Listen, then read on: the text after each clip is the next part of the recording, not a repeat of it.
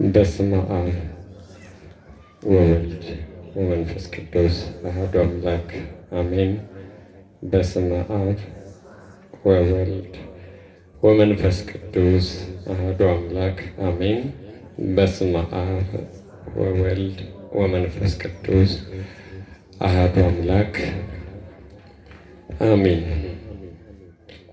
እግዚአብሔርን አንድ ነገር ለመንኩት።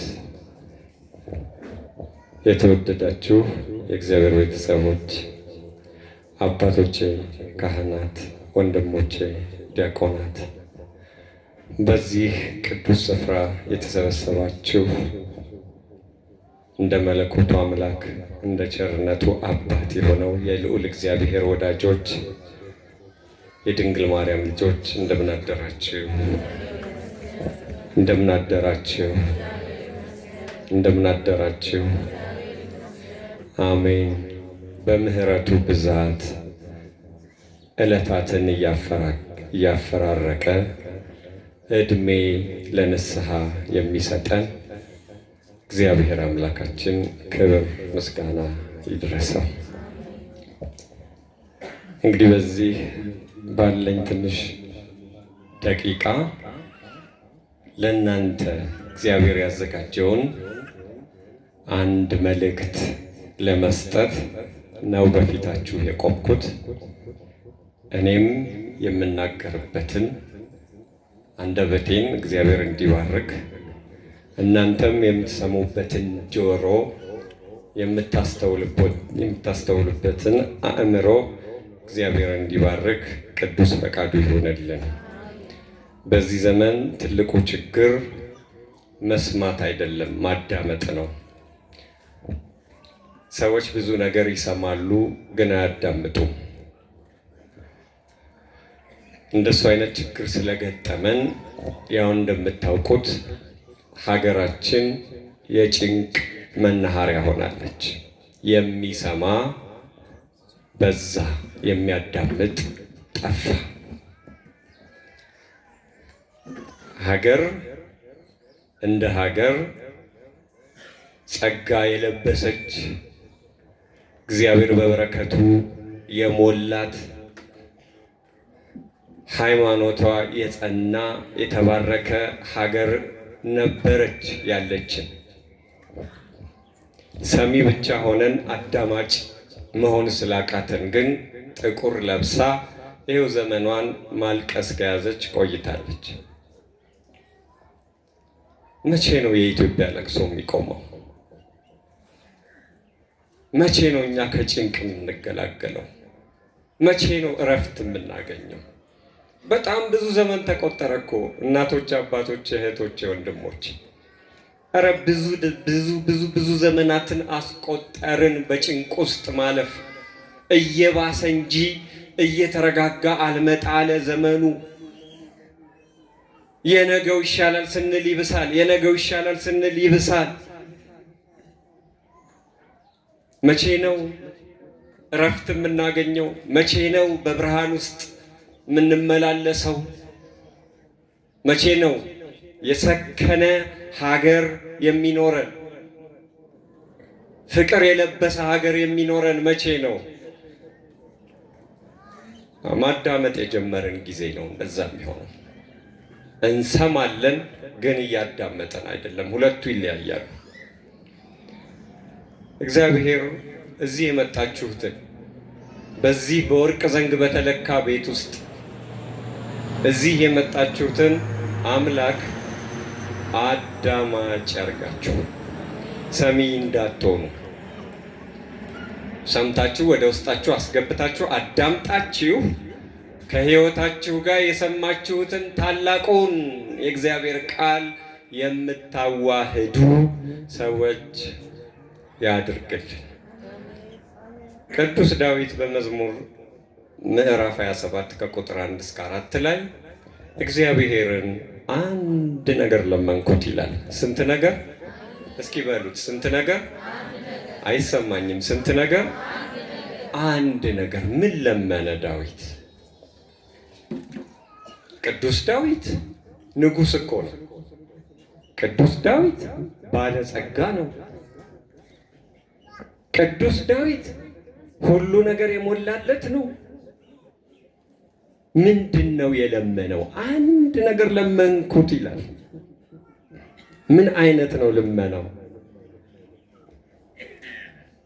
አሁን እዚህ ቁጭ ያላችሁት እናንተ የእግዚአብሔር ወዳጆች ምን ለመናችሁት? እግዚአብሔር ልመናችሁ ምን አይነት ልመና ነው? በጠዋት ተነስታችሁ መጣችሁ ቅዳሴውን አስቀድሳችሁ ምን ለምናችሁት ነው የምትመለሱት? ምን ይመስላል ልመናችሁ? ልመናችንን ማወቅ አለብን። በዚህ ዘመን የቆምን ክርስቲያኖች እንደምታዩት ነው። ዘመኑ ጭንቅ ነው። እንደምታዩት ነው። በሽታ የሰፈነበት ዘመን ነው። እንደምታዩት ነው። አመጽ የበዛበት ዘመን ነው።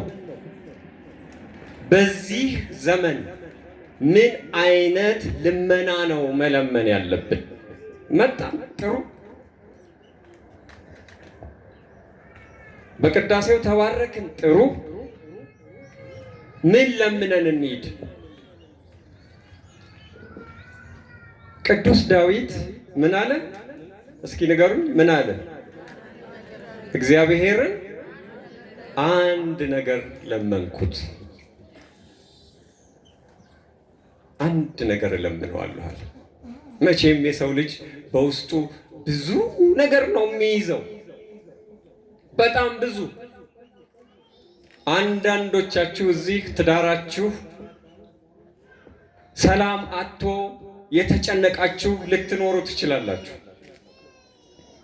አንዳንዶቻችሁ እግዚአብሔር ጸጋ ገንዘብ ሰጥቷችሁ ጤንነት ግን ያጣችሁ ትኖራላችሁ። አንዳንዶቻችሁ ስራ አጣችሁ ጭንቅ ይዟችኋል። አንዳንዶቻችሁ የተሰጣችሁ ገንዘብ አልበቃ ብሏችሁ ልጆቻችሁን እንዴት እንደምታኖሩ እራሳችሁም እንዴት እንደምትኖሩ ግራ ገብቷችሁ የምትራመዱ ትኖራላችሁ። አንዳንዶቻችሁ ልጆቻችሁ እንደፈለጋችሁት አይነት ልጅ ስላልሆኑ ስላመጹ ተጨንቃችኋል።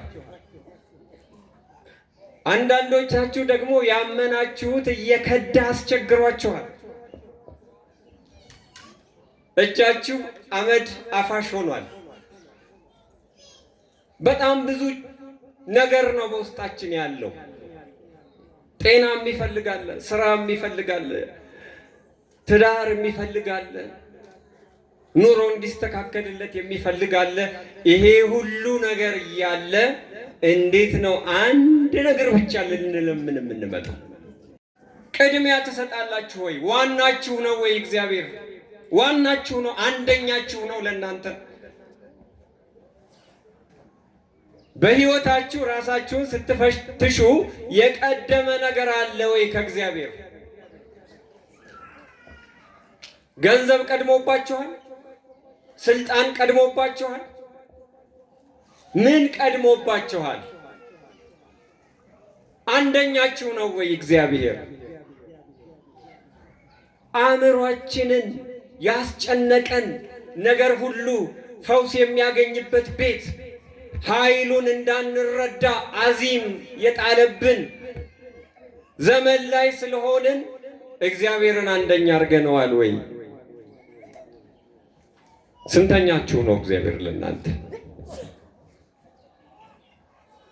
የሚረብሽ ነገር የለም በውስጣችሁ? ወደ እሱ እንዳትቀርቡ፣ የብርሃን ፈውስ እንዳታገኙ፣ እንዳትረጋጉ የከለከላችሁ ምንድን ነው? እግዚአብሔር ቤት ከመኖር በላይ ሌላ ነገር የለም። ሁሉ ነገር ከንቱ የከንቱ ከንቱ ነው። ቅዱስ ዳዊት ምን አለ? ምድር አለ ምድር ትናወጣለች፣ ትንቀጠቀጣለች፣ ትፈርሳለች አለ። ከንቱ ነው። ሁልጊዜ እንደጸናች አትቀርም። የሆነች ሰሞን እኮ ትንሽ መሬት እንዲህ ብትል ከፎቅ ወረድን አይደል? መሬት ልንይዝ ከፎቅ ወረድን። ከማጉረምረማችን በፊት እንደው በሌሎች ነገሮች ላይ ከማጉረምረማችን በፊት እስኪ እግዚአብሔር ይናፍቀን። ኑንም በርከክ እህት ወንድሞቼ፣ አባት እናቶቼ፣ የዚህ ዘመን መውጫው እግዚአብሔር ቤት መሰብሰብ ነው። መከራውን ማሳጠሪያው እግዚአብሔር ቤት መሰብሰብ ነው። ቸርነቱ አለ። ማይውሰድ የእግዚአብሔርን ቸርነት። እግዚአብሔርን አንድ ነገር ለመንኩት። አያችሁ፣ ሁሉ ነገር ስላለ ዳዊት ስላልወቀ እኮ ነው። እዚህ ቤት ውስጥ ሁሉ ነገር አለ። ስለዚህ ከአንተ ቤት እንዳልጠፋ ዘመኔን ሁሉ በአንተ ቤት እንድኖር እግዚአብሔር እለምንሃለሁ አለ። አሁን ከብዙ በሽታዎች መሃል ከባድ በሽታ የሆነብን ደግሞ ምንፍቅና ነው። ከእግዚአብሔር ቤት ሰውን የሚያሸሽ እግዚአብሔር ቤት ውስጥ እንዳንሆን፣ በእግዚአብሔር ቤት ውስጥ እንዳንገኝ፣ ምሕረት እንዳንወስድ፣ እንዳንባረክ፣ እንዳንቀደስ፣ ሀገራችንን ሰላም እንዳትሆን ካንሰር ሆኖ የበቀለ ደግሞ አሁን ምንድን ነው? ከእግዚአብሔር ቤት የሚያርቅ ምንፍቅና ነው። ስንት ሰው ወጣ እኮ አይደል? ሄደ። በሚሊዮን የሚቆጠር ይሄ ጸሎት ያልደረሰው አያችሁ፣ ሄደ። ሰሞኑን እንደምታዩት ነው በማህበራዊ ሚዲያው ድንግል ማርያም ቤዛ ትባላለች አትባልም? እንደው እንዲህ አይነት ዘመን ላይ ደርሰን ቁጭ አለ። የእግዚአብሔርን ቸርነት ያወቀ የእግዚአብሔርን ምሕረት ያወቀ ይህንን አያነሳም። ለምንድን ነው እግዚአብሔር ቤት የምንመጣው? ዋና ጉዳይ እኮ አለ። ጸሎታችንን ይሰማል፣ አዎ።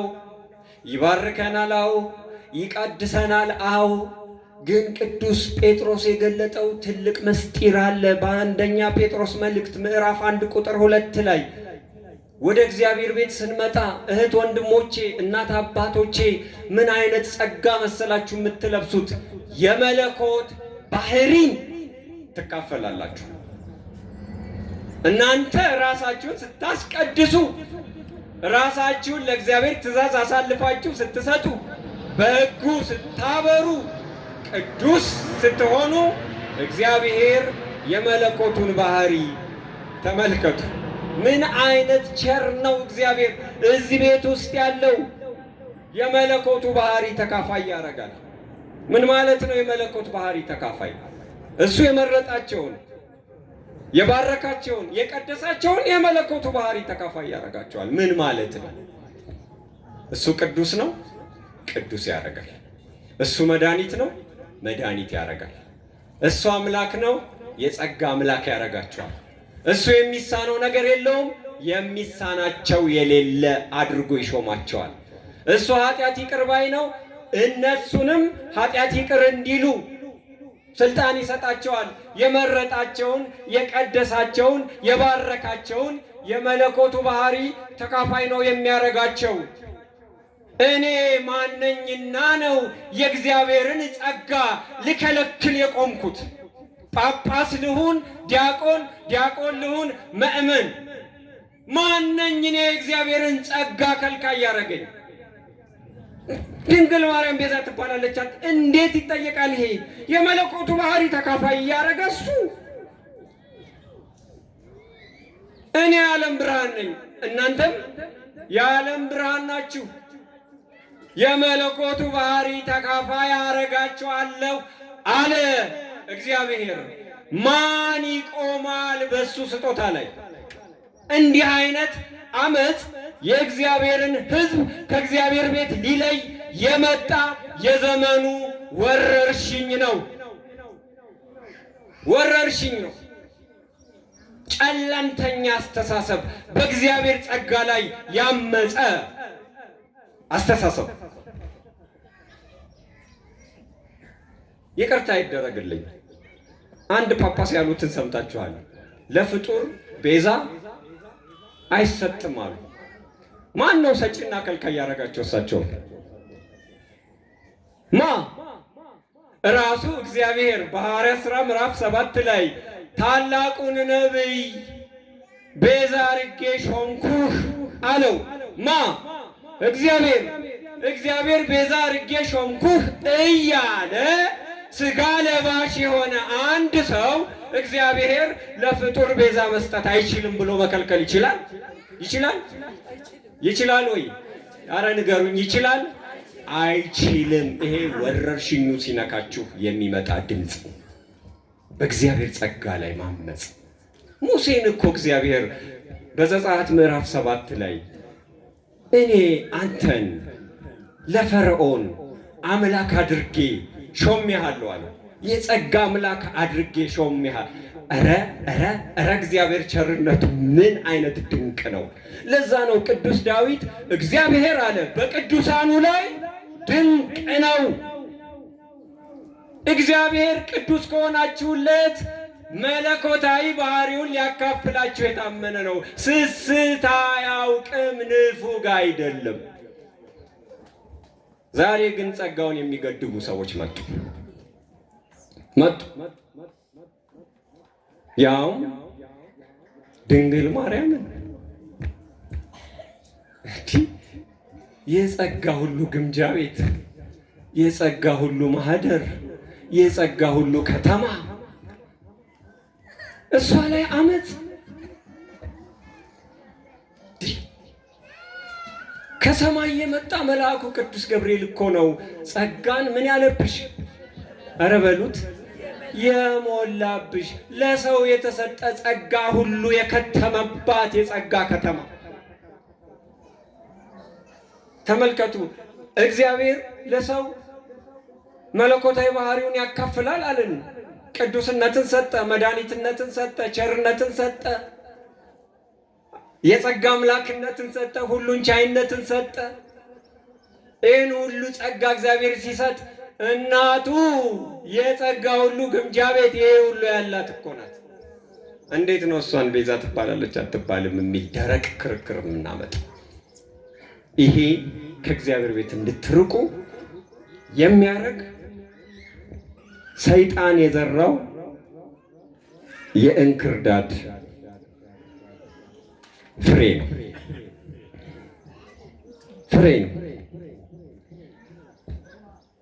በትንቢተ ኢሳይያስ ምዕራፍ 45 ቁጥር 21 ላይ እግዚአብሔር ለመረጣቸው፣ ለቀደሳቸው፣ ለባረካቸው እንዴት መድኃኒትነት እንደሚሰጥ እናያለን። መድኃኒትነትን ተመልከቱ። እናንተ ቅዱስ ሁኑ እንጂ፣ እናንተ የእሱ ትእዛዝ ጌጦች ሁኑ እንጂ እግዚአብሔር መድኃኒት ያደርጋችኋል። ቅዱሳንን እንደዚህ ነው የሚያደርጋቸው። በሉቃስ ወንጌል ምዕራፍ 1 ቁጥር 37 ላይ መልአኩ ቅዱስ ገብርኤል ምን አለ? ለእግዚአብሔር የሚሳነው ነገር የለም። ተመልከቱ፣ የሚሳነው ነገር የለም። እንደገና ደግሞ ራሱ የሰናፍጭ ቅንጣት ታክል እምነት ቢኖራችሁ ይሄንን ተራራ ምን ብትሉት ተነቀል ብትሉት ተነቅሎ ይሄዳል ካለ በኋላ ምን ይላል? የሚሳናችሁ ነገር የለም። የመለኮቱን ባህሪ ተካፋይ ስለሚያደርግ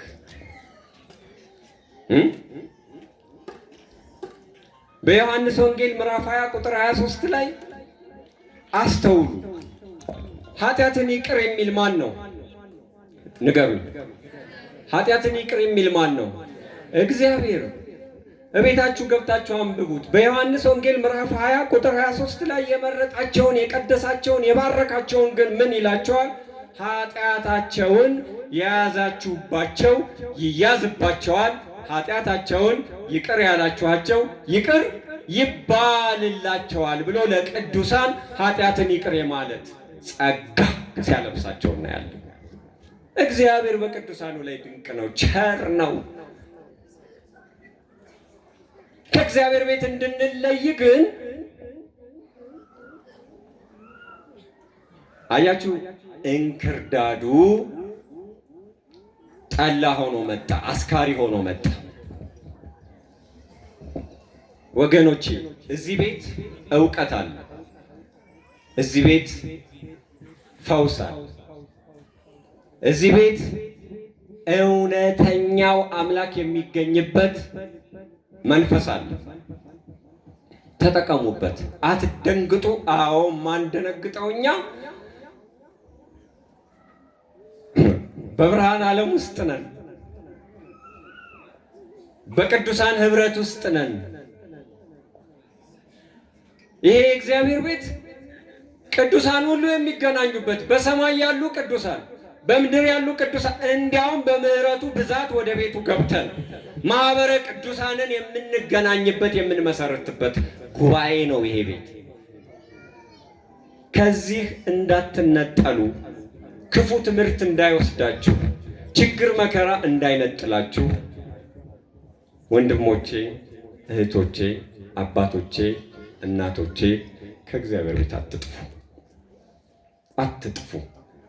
የሚሆነው አይታወቅም አይደል? ውጭ ስትሆኑ ልትነጠቁ ትችላላችሁ። ግራ ሊገባችሁ ይችላል። አረኑ ቸርነቱን ቅመሱ፣ አረኑ ተፈወሱ። እዚህ ቤት ብዙ ምስክርነት አለ፣ በጣም ብዙ። እኔ የገጠመኝን አንድ ነገር ልንገራችሁ። አንዲት ዶክተር ሴት በጣም ብዙ ሰዎችን ፈውስ ስትሰጥ የነበረች፣ የሆነ ጊዜ ግን እሷ ራሷ ችግር ወደቀባት። ሁለት ከባድ በሽታ ያዛት። አንድ ማህፀኗ ላይ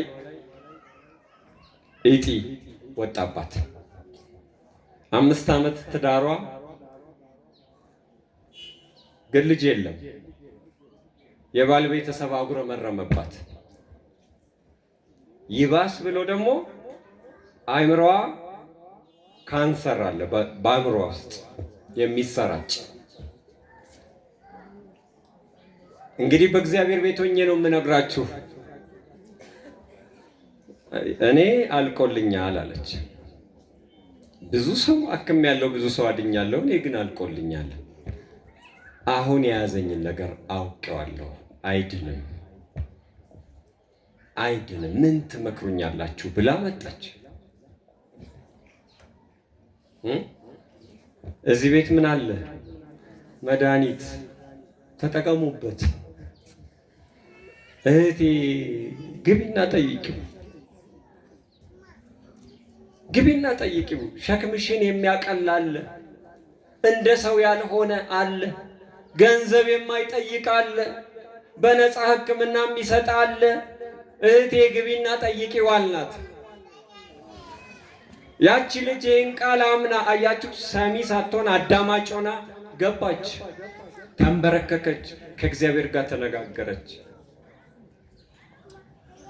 በ23ኛው ቀን ሄዳ ስትመረመር ሁለቱም በሽታ የለም። ሁለቱም እድሜ አልቋል ያለች ልጅ እግዚአብሔር ሌላ እድሜ ቀጠለላት። አሁን 3 ልጅ አላት።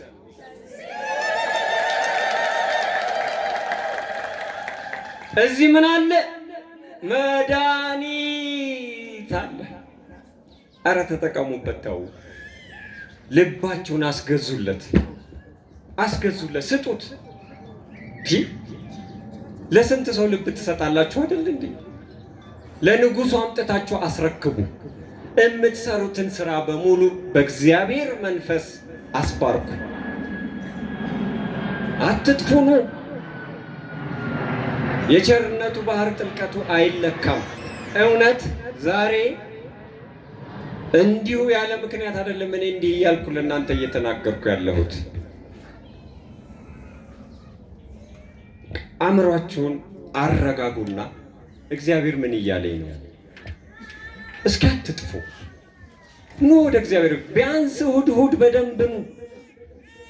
ናፍቋችሁ ሌላ ነገር አትደርቡ። እዚህ ላይ ሁሉ ነገር የሚሆነው ማሲኖር ነው። እግዚአብሔር በሕይወታችሁ እግዚአብሔር ሲኖር ነው። አትደርቡ፣ ሌላ ቀጠሮ አትያዙ፣ አትቸኩሉ። ምን ልታገኙ? ስንት ሰዎች በሳጥን አልሸኛችሁ? አልቅሳችሁ አልቀበራችሁ? የዛኛውን ዓለም ቤታችሁን ዛሬ ስሩ።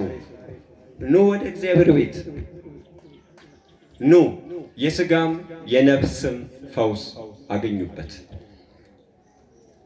ባለፈው በጾሙ በአብይ ጾም ወቅት አባታችንን ይዤባችሁ ሄጄ ነበር ኢየሩሳሌም። መጀመሪያ ይቅርታ 17 ቀን እኔ ጋር ቆይተው ነው የመጡት።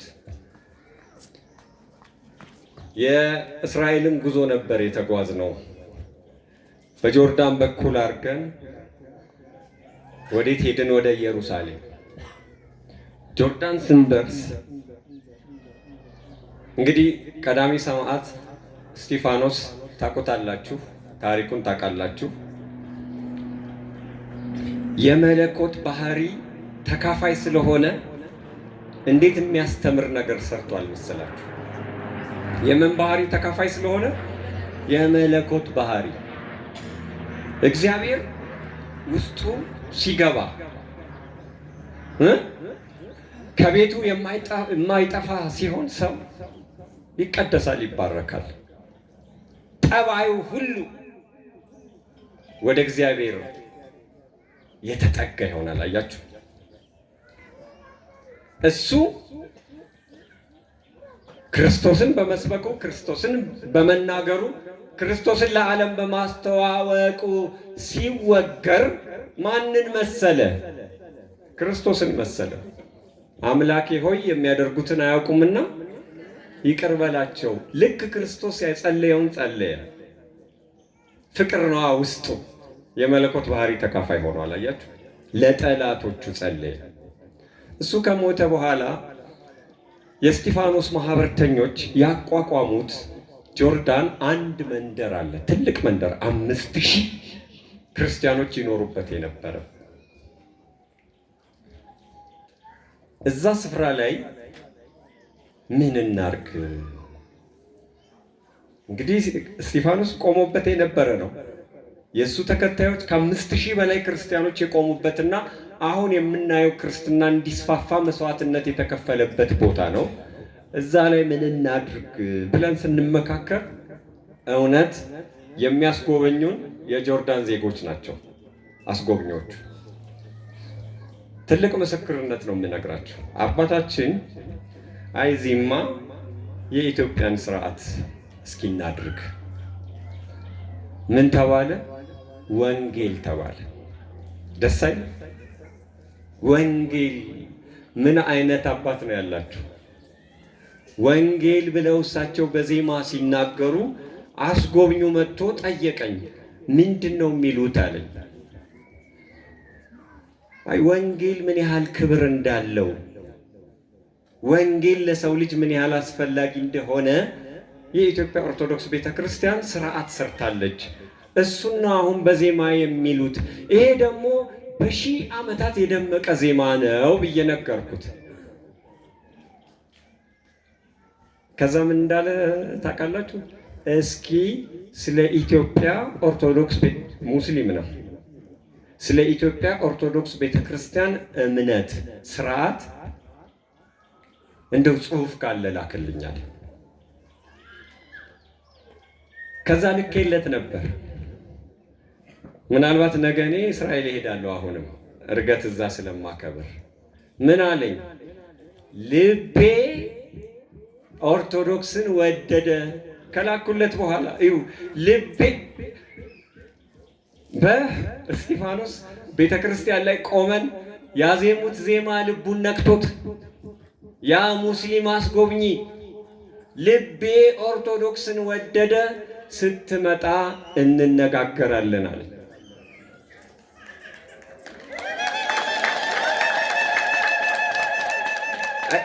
የኛ ዜማ ተመልከቱ፣ መልአካዊ ነው፣ ከሰማይ ነው የተቀዳው። የሰውን ልብ ይነካል። እውነት ባለበት ቦታ ሁሉ ነፃ መውጣት መፈታት አለ። እና ታላቅ አባት ነው ያሏችሁ። በእሳቸውም ተጠቀሙ። ይባርኳችሁ፣ ይቀድሷችሁ። እኔ እንዴት ደስ እንዳለኝ አብሬያቸው በነበርኩበት ሰዓት 14ቱን የክርስቶስ ሕማም ምዕራፉን ስናልፍ በየቦታው ጊዜው እየተባለ ወንጌል እየተነበበ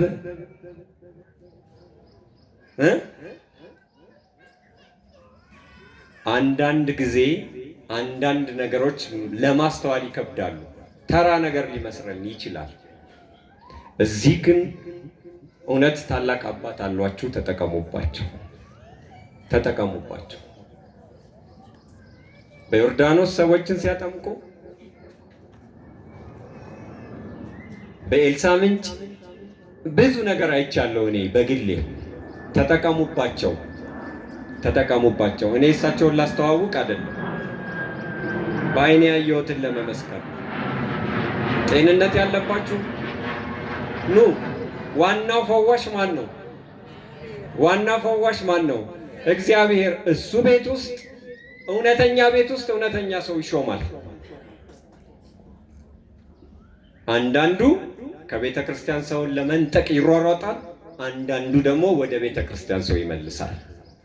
እግዚአብሔር ቸርነቱን እናንተ ላይ ያዝንብባችሁ፣ በቸርነቱ ይጠብቃችሁ። ከእግዚአብሔር ቤት አትጥፉ። ጸሎታችሁ እግዚአብሔር ሆይ ከቤትህ እንዳልጠፋ አድርገኝ። አንድ ነገር እለምንሃለሁ። ምን አርገኝ? ምን አርገኝ? በቤትህ እንድጸና አርገኝ። የቸርነቱ ባህር ጥልቀቱ የማይለካው አምላካችን ይሄንን እንድንሰማ ስለፈቀደ ክብር ምስጋና ይድረሰው። ይቆየ